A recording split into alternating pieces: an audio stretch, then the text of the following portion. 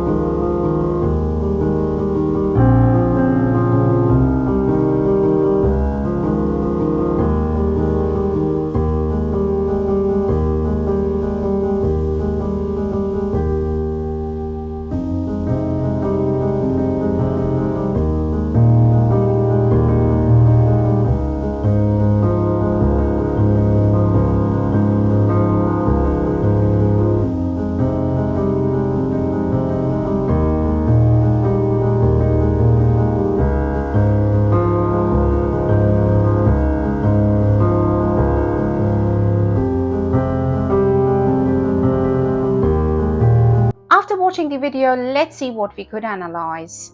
Understanding explicit. Number 1, what is the definition of explicit information given in the video? Number 2, can you name an example of explicit information that was shown in the video? Understanding implicit. Number 1, what does it mean to read between the lines? Number 2, can you give an example of implicit information from the video? So let's have a look. What is explicit here?